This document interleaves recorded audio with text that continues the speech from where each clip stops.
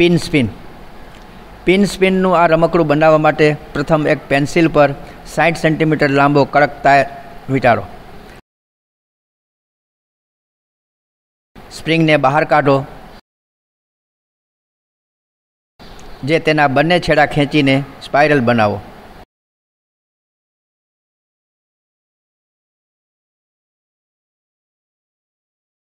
અને તેના એક છેડા પર એક મોતી બાંધો અને બીજા છેડેથી 1 ડઝન લાંબી સેફ્ટી પિન પરોવો અને આ છેડે પણ મોતી બાંધી દો. હવે તમારું રમકડું તૈયાર થઈ ગયું. સ્પાઇરલને મોતી વડે ઉપરથી પકડતા તેની મજેદાર રીતે સર્વે પિન ફરતી ફરતી નીચે આવે છે.